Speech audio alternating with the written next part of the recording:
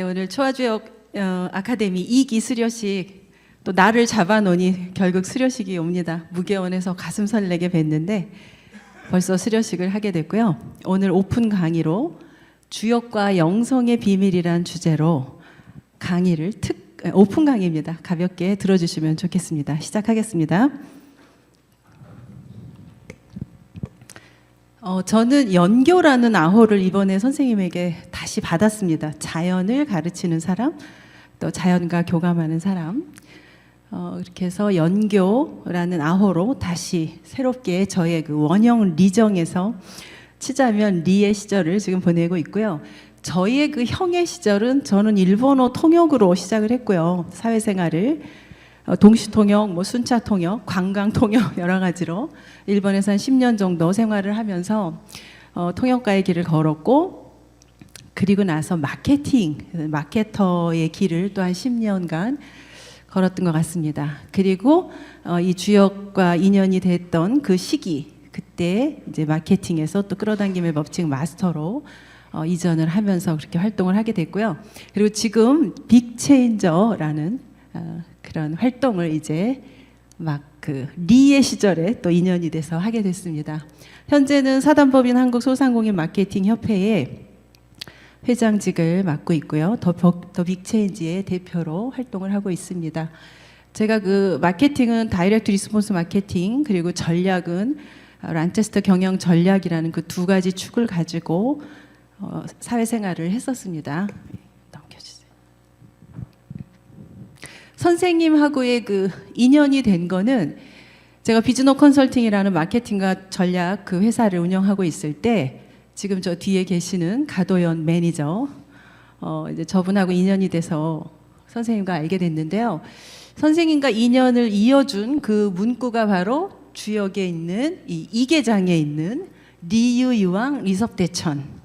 그러니까 가도연 대표가 부산의 선생님을 찾아가서 상담을 했을 때 돈이 있는 곳으로 가라. 그래서 가 대표는 이 주역의 이 말을 따라 서울로 왔어요. 서울로 와서 돈이 있는 곳으로 이제 와서 돈을 버는 법을 배워야 되다 보니 마케팅과 전략이 필요해서 제가 하고 있는 그 비즈노 컨설팅이라는 회사에 오게 되죠. 그래서 그때 돈이 있는 곳은 서울인데, 그럼 서울 중에서도 돈이 더 구체적으로 어디에 가서 그럼 내가 돈이 있는 곳에 털을 잡아야 될까? 이제 이게 전략에 해당이 되는데요. 저는 주로 이제 그런 전략을 전문으로 했던 사람이에요. 그래서 이 비즈니스 경쟁 상황에서 먼저 내가 약자인지 강자인지 그걸 알고, 약자들이 돈이 있는 곳은 좀 달라요. 그러니까 제가 능률협회의 동경지부에서도 있었고, 또 이 서울에 와서도 연구원으로 활동을 하다가 저희 차장님이야 본부장님이야 다 독립을 해서 나가는데, 능률협회에 있다가 그 거대한 컨설팅 조직에 있다가 나가서 독립을 하면서 어떻게 독립들을 하냐면, 나는 능률협회에 버금가는 큰 컨설팅 회사를 만들 거야. 그런 이제 큰 어떤 비전과 목표를 가지고 다들 독립들을 하죠. 우리 인간은 자기보다 크거나 강한 것에 끌리게 되기 때문에 최소 사업을 시작했을 때는 상장 회사를 내 목표로 하겠어, 이 정도의 큰 꿈을 대체로 갖습니다. 그런데 전략상 내가 이길 수 있는 곳에 털을 잡고 하나하나 내가 이기는 경험을 쌓아 나가면서 비즈니스를 펼칠 필요가 있어요. 그런데 세상에는 강자들의 말이 굉장히 잘 통하기 때문에 이 약자들이 자기의 그 위치를 모르고 강자의 전략을 흉내내다가 많이 쓰러지죠. 그런 상황을 굉장히 많이 봤었고, 그래서 제가 이 리유 유왕을 어떻게 적용했냐면, 내가 능률협회라는 큰 조직에 있었지만 세상에 나올 때는 나라는 사람을 아무도 몰라주고, 나는 경험이 있는 것도 아니고 책을 썼던 것도 아니고 내 클라이언트가 있는 것도 아닌데, 그래서 돈이 있는 곳을 어떻게 차별화했냐면, 나는 종업원 30인 이하 기업만을 대상으로 하겠다. 그래서 종업원 30인 이하의 전문 컨설팅을 하고 있는 비즈노 컨설팅이라는 회사가 만들어지게 됩니다. 그런 메시지를 내보내다 보니 실제로 종업원 30인 이하의 컨설팅을 회사를 운영하던 그런 오너들이 찾아오는 거죠.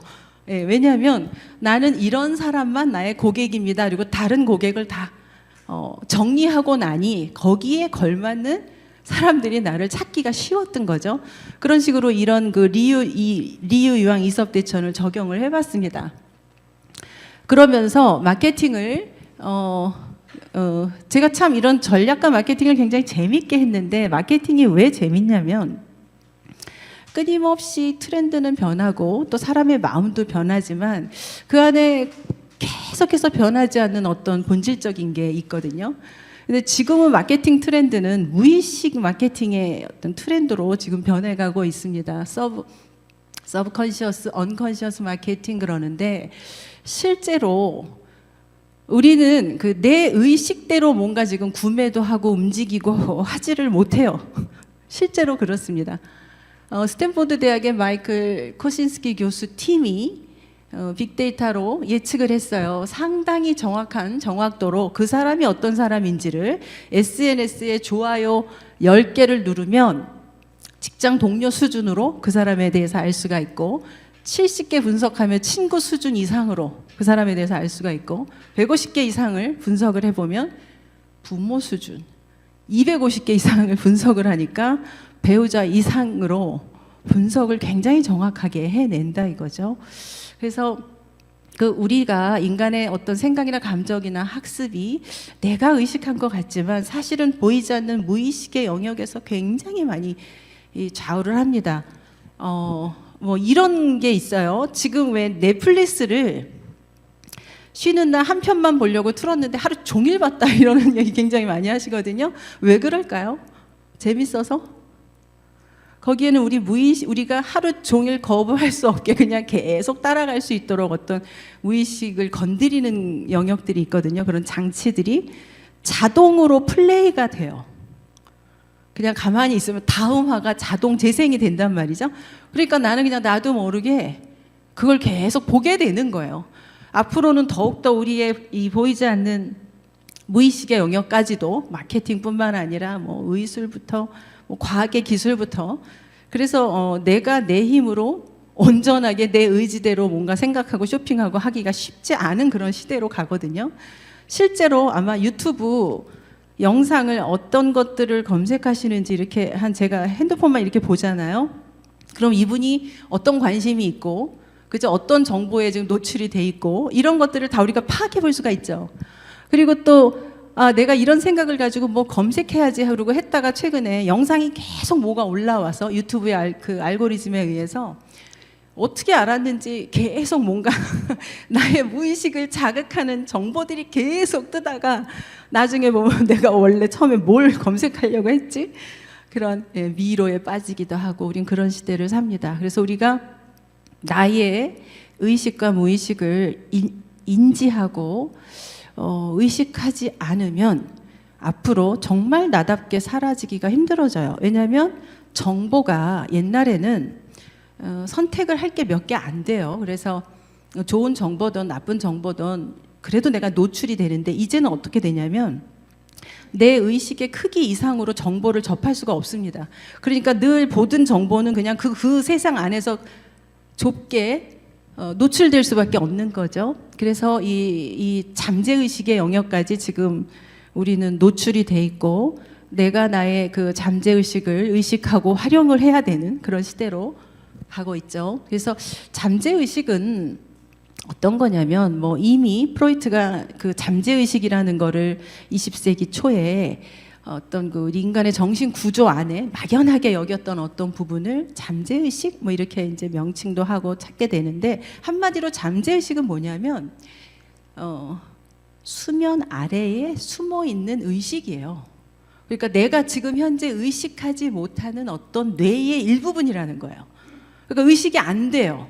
자기도 모르게 움직이게 되는데, 이 의식과 잠재의식이 게임을 한다, 만약에 줄다리기를 한다 그러면 10명 대 한 3,000명이 줄다리기를 하는 격이에요. 그래서 잠재의식이 내 편이 되어주지 않으면 내가 어떤 현실에서 의식을 했지만 변화를 하기가 매우 어렵습니다.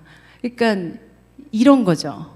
자, 저하고 한번 얼마나 잠재의식이 내 그 행동에 영향을 주는지, 잠재의식의 안에 어린 시절에 경험했던 또는 내가 태어나기도 그 이전에 수많은 경험들이 잠재되어 있다가 내가 어떤 선택을 하거나 행동을 하려고 하거나 변화하려고 그럴 때 얘가 모습을 드러내요.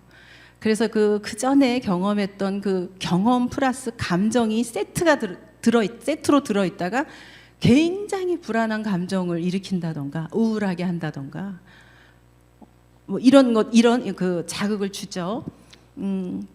저하고 가위바위보를 해볼 건데 제가 방법을 알려드릴게요. 제가 내는 걸 보고 저한테 지면 돼요. 지세요. 네, 쉽죠?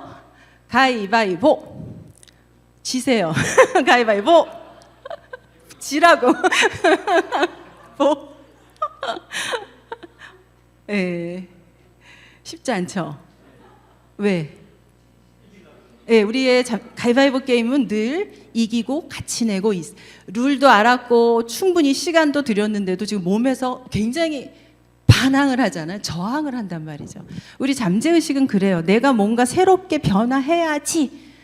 나는 그렇게 의식은 생각하지만 잠재의식이 그걸 쫙 변해주지 않으면 계속 얘는 원래 내 위치로 끌고 가죠. 뭘 변해. 힘들게 그냥 살아. 이런 메시지를 끊임없이 준단 말이죠. 그래서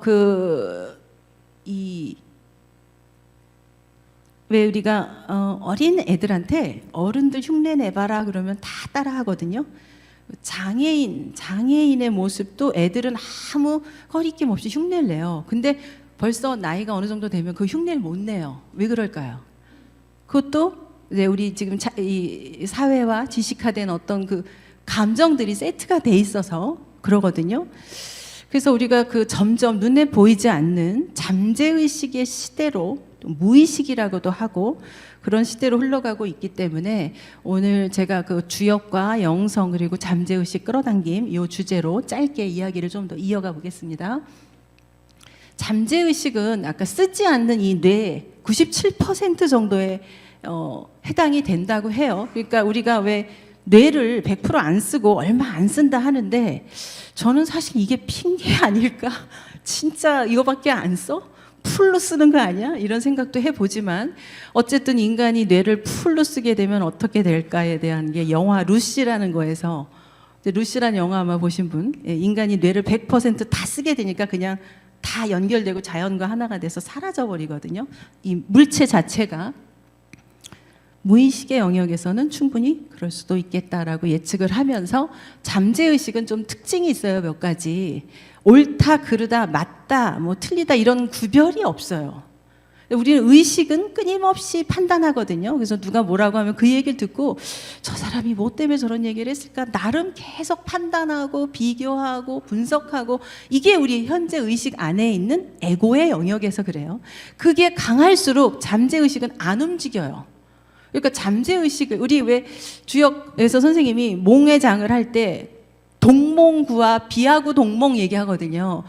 내가 구하는 게 아니라 자연이 구해쳐. 그 자연이 바로 잠재의식 무의식의 영역이에요. 근데 이 영역은 현재 의식을 내려놓지 않으면 얘는 안 움직여요. 꼼짝도 안 해요. 그러니까 우리는 생각을 하는 것에 익숙하지만 어쩌면 이런 공부는 생각을 내려놓는 게 더 굉장히 중요한 포인트가 될 수가 있죠. 그래서 그 생각을 내려놓으려니까 맞냐 틀리냐 내가 더 이 말이 맞지 않니 이래야 되지 그런 것들을 다 내려놓을 필요가 있죠. 그래서 옳다 그르다 맞다 틀리다 이런 개념이 아니고 오직 잠재의식은 에너지로 파동으로 반응을 하게 만듭니다. 그리고 중요한 거 시간과 공간의 개념도 없고 반복할수록 강화가 되고 그러니까 얼마나 내가 지금 태어나서 지금까지 나이를 먹어가면서 잠재의식이 얼마나 많은 것들을 지금 강화시켜서 강한 나의 10년 체계로 만들어 놨는지 그게 감정에 영향을 주는 거예요. 그래서 여러 가지 감정으로 나타나게 하죠. 자, 그래서 저는 이제 끌어당김의 법칙 마스터 소피라는 그 닉네임으로 유튜브 활동을 쭉 했는데 끌어당김의 힘도 있지만 밀어내는 힘도 있어요. 그래서 인력과 청력이 작용을 하죠. 그래서 같은 부류의 에너지끼리는 서로 끌어당길 것이고 서로 다르다, 너무 다른 에너지는 같이 끌어당길 수가 없어서 밀어나가게 돼요. 예를 들어 나는 너무 기분이 좋은데 그 옆 자리에 너무 우울한 분이 앉아있다. 그러면 같이 동행할 수 있을까요? 어렵겠죠? 누가 일어나든 먼저, 그죠? 아마 밝은 쪽이 먼저 일어나겠죠? 예, 같이 끌어당기질 못하죠. 그래서 이 끌어당김에서는 파동이라는 게 굉장히 중요한데 우리 이 물질은 고유한 자기만의 진동수를 가져요. 이게 에너지죠. 그래서 뭐 1초 안에 몇 번을 움직이느냐, 이게 주파수라는 거예요. 진동수. 그런데 제가 주역의 태장에서 끌어당김을 주역에서 이렇게 풀고 있네. 너무나 제가 아주 놀라기도 하고 전율을 느꼈던 그런 장인데요. 가장 현실이 안정되고 좋은 그런 경우일 때의 파동은 멀리서 봤을 때 직선에 가까울 정도로 업다운이 없어요. 그러니까 예를 들어 현실에서 내가 내 눈앞에 펼쳐지는 현실이 뭐가 막 출렁댄다, 좋았다 나빴다 막 이런 게 심하다 하는 분들은 지금 파동의 업다운이 심한 거죠. 내가 내보내는 파동에 따라 파동이 높을 때 있을 때는 높은 정보들, 다운돼 있을 때는 다운되는 정보들, 그리고 그런 경험, 그런 사람 이런 것들을 끌어오게 되는데 가장 좋은 파동은 태에서 얘기하는 이거예요. 무평불파, 무왕불복, 간정, 무구, 물휼, 기부, 우식, 유복. 저는 이거 보고 깜짝 놀랐어요. 아, 파동을 이렇게 주역에서 풀었구나. 평지도 아니고 내리막도 아니고 가는 것도 아니고 오는 것도 아니고 인생의 고난이 길어진들 해가 없다. 물휼, 이 해석이 제가 초하 주역에 다시 한번 매료됐던 물휼. 휼을 선생님이 어떻게 해석을 나중에 한번 보세요. 비교, 판단, 근심, 걱정 하지 말아라. 예, 물휼에는 그런 내용은 아닌데 거기에 비교, 판단, 그러니까 남하고 비교하지 말고 판단하지 말고 고민하지 말고 그러면서 그렇게 하면 먹는 거와 인생에 복이 있다. 이게 끌어당김의 법칙에서 말하는 파동을 얘기하는 거 아니겠어요? 그래서 깜짝 놀랐는데 이런 문구들이 주역에 곳곳에 숨어 있고 선생님이 그걸 아주 또 기가 막히게 해석을 해놓은 부분이 있어서 저는 굉장히 그 읽으면서 막 짜릿짜릿한 경험을 하면서 제가 이 주역 책에 막 빠져들고 있죠. 네. 자, 그러면 이제 제가 이 자리에 뭐 섰으니 우리 끌어당김을 어떻게 하는 건지 아주 간단해요. 방법은 맨 먼저 내가 내 인생에서 끌어오고 싶은 게 뭔지를 명확히 할 필요가 있어요. 이게 끌어당김의 작용점. 그러니까 그냥 막연하지만 풍요롭게 살고 싶어? 이거하고 내가 어떤 삶을 살고 싶은지를 명확하게 문장이든 뭐 말이든 글로든 그죠? 상상이든 좀 구체적일 필요가 있죠. 그렇게 되면 그로부터 끌어당김의 작용점이 이제 바뀌기 시작하는 거예요. 그런 다음에 이 두 번째가 주역하고 뗄래야 뗄 수 없는 오늘의 주제이기도 한데 그 원하는 게 이루어졌다고 믿어라예요. 믿으면 어떻게 되겠어요? 고민 안 하죠. 굳이 믿었는데 언제 이루어질까, 누가 어떻게 해줄까 이런 고민이 아니라 그때는 즐겁게 상상하는 게 다예요. 그럼 이거를 의도적 창조라고 하는데 그거를 어떻게 하느냐? 시간. 내가 내보냈던 시간의 길이에 따라서 얼마만큼 많은 시간을 내가 원하는 것들을 이미지했고 즐거운 파동과 일치시켰느냐. 그러면 알아서 우주의 법칙에 따라서 현실로 이루어진다. 이게 주역의 건해괴에서 원형 리정을 얘기하는데 저건 우주의 시간이고 지구에서는 자축인묘 진사오미 신유술에 또 뭐 우리 그 과거 현재 미래 우리 지금 지구에서 사는 우리들의 잠재의식에서는 시간이 원형 리정처럼 동시에 존재한다기보다 과거에서 현재에서 미래로 흘러간다라는 개념을 갖거든요. 그렇지 않으세요? 어떠세요? 시간이 지금 과거, 현재, 미래가 동시에 있어 이렇게 의식을 하시는지 과거에서 현재로 그리고 시간은 미래로 흘러 어느 쪽이 더 지금 시간에 대한 인지에 가까울까요? 후자겠죠. 아마도 우리 시계가 왼쪽에서 오른쪽으로 흐르거든요. 이게 거꾸로 흘렀으면 아마 우리는 미래에서 과거로 흐른다고 또 인식을 했을 수도 있어요. 옛날의 시계는 이렇게 흐르지 않았어요.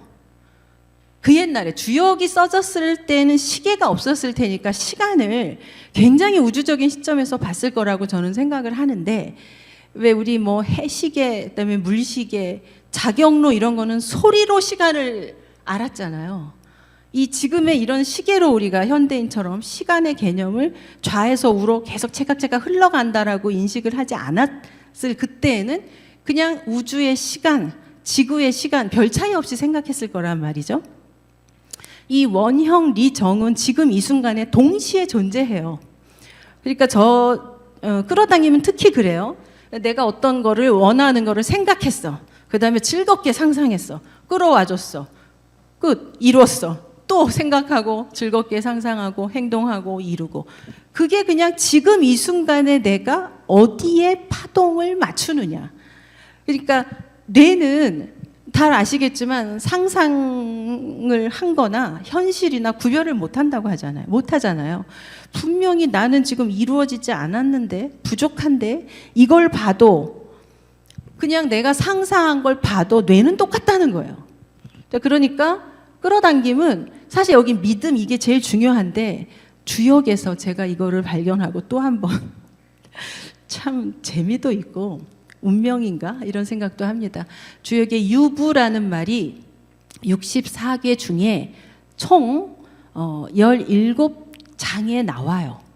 유부라는 말이. 유부는 믿음, 확신, 신뢰라는 단어이고, 건곤, 둔, 몽 다음 수에서 바로 첫 장에서 때를 기다리는 자 유부, 광영, 정길, 이섭대천 나오거든요. 또 나오죠. 수주식, 정길. 예, 믿고 기다려라. 그러면 길하다. 뭐 어떻게 표현을 하겠어요? 길하다라는 것밖에는 옛날에. 그리고 또 나와요. 주식. 즐겁게 마시고 식사하고. 예, 그러면 길하다. 송에도 유부, 비에도 유부, 소축에도 유부, 수에도 유부. 저는 이거 쭉 보면서 요 장에선 유부가 나오겠다 그러고 보니까 나와요. 그럴 때 얼마나 짜릿짜릿했는지 몰라요. 이 강의 준비를 하면서도. 그 관에서도 나오거든요. 관, 볼관. 우리가 주역 공부를 하면 선생님께서 계속 강조하시잖아요. 세상에 이체 눈을 뜨게 된다. 관에도 해당이 되거든요. 관도 얘기를 해요. 유부. 감에서도 유부, 대장, 가인, 손. 그리고 오늘 선생님이 마지막 오늘 그 수료식에서 하실 이 미제와 혁의장에도 얘기를 하거든요. 뭐 이계장은 말할 것도 없고, 혁의장에서는 계속 나와요. 한 번만 나오는 게 아니고, 풍, 중부, 미제. 사실은 하나 더 있어요. 그러니까 한 궤에 아주 아마 이렇게 쭉 보시면 쭉 나중에 책에서 보세요. 64개 보면서 이 궤에 중부가 있겠구나, 유부가 있겠구나. 이거 한번 예측을 하시면서 한번 주역책을 다시 한번 보시고 어느 궤에 나왔다 이거를 발견하셔서 저한테 톡을 주시는 분에게는 뭐 할까요? 그 아메리카노, 시원한 아메리카노 한 잔 쏘도록 하겠습니다. 주역이 어렵다고들 많이들 말씀을 하세요. 아마도 주역의 내용 이론이 어렵다기보다 거기 있는 게 너무 쉽고 함축적인데, 사실은 매우 쉽고 함축적이고 은유적이고 간단한 건데 끝까지 믿지 못하는 그죠? 이게 믿어지지 않는, 특히 이 잠재의식 차원에서 그러지 않을까. 근데 잠재의식을 바꾸는 방법 중에 제일 좋은 게 이견대인입니다. 그러니까 내가 모델로 삼고 싶은 어떤 목표로 하는 누가 있다 그러면 직접 그 사람을 보는 게 잠재의식에서는 가장 쉽게 받아들여요. 그러니까 백날 내가 머리로 이런 것들을 뭐 꿈 노트를 쓰고 확언을 하고 이런 것보다 실제로 그렇게 살고 있는 사람을 보면 잠재의식에서는 이게 가능하구나. 내가 노력하지 않는데도 잠재의식에서는 그게 오케이가 되죠. 제가 참 운이 좋은 거는 감사하게도 주역 공부를 하면서 선생님 옆에서 선생님이 이 주역의 요 문장을 어떻게 해석하고 어떻게 받아들이고 어떻게 적용하는지를 비교적 가까이서 보잖아요. 직접 보는 거니까 제가 책으로만 보는 게 아니고 그 책을 쓰신 분을 정말 이견대인하고 있는 거거든요. 그러니까 감도가 다르죠. 문장 하나하나. 그래서 그걸 부러워하는 이 친구가 앞에 지금 아나운서 해주시는 옛날에 한 10년 전에 같이 주역 공부했던 친구고요. 그리고 흔쾌히 또 오늘 사회를 또 지원을 해주셨고 그러는데 다른 건 안 부러운데 그 이견대인 하면서 배우고 있는 거. 왜냐하면 본인은 바쁘다 보니 그걸 못해서 그렇다 하는데 우리 모두 지금 그런 정말 운 좋게 이런 이 시간에 이견대인 할 수 있고 그런 거는 굉장한 행운이라 생각을 하고요. 우리가 서로가 서로에게 이견대인이 되어주고 그리고 또 내가 타인들에게 나의 삶의 모습이 이견대인이 되는 그런 우리 도반님들 되면 좋겠습니다. 끝으로 칼 융이라는 20세기 초의 최대의 정신분석학 프로이드의 제자이고 온 생애를 걸쳐서 잠재의식, 집단 무의식을 연구했던 이 대석학이 이 이칭이라는 그 영어 주역 비레름이 책을 써내는 그 영어 이칭의 서문을 무려 19페이지에 걸쳐서 썼는데 뭐 그 덕에 이 이칭이라는 주역의 영문판은 3천만 부 이상 팔렸거든요. 근데 칼 융도 그 얘기를 해요. 주역은 무의식을 의식화하는 도구다. 그러니까 우리가 왜 인연이 있고 결과가 있는 그런 의식이 아니라 싱크로니시티, 동시성 이런 얘기를 심리학자 그리고 이런 물리학에 관심이 있었던 칼 융이 주역에 대해서 그렇게 얘기를 했고 또 이 싱크로니시티죠. 내가 어느 날 갑자기 걔가 떠올랐는데 갑자기 걔가 전화를 한다던가 왜 의미가 있는 우연의 일치 이런 일들이 결국 보이지 않는 파동의 세상에서 일어나고 있고 다분히 주역은 그런 것들을 썼는데 이거를 서양에서는 기가 막히게 또 서양식의 어떤 이론으로 정립해내고 발전시켜 나가는 것 같습니다. 그리고 저희 초아주역연구원에서는 지금 우리 데이비드 봄 숨겨진 질서의 이론 물리학자 데이비드 봄의 숨겨진 질서, 칼 융의 동시성, 주역에서 말하는 갖가지 이론들 우리 부원장님하고 같이 연구를 하고 있습니다.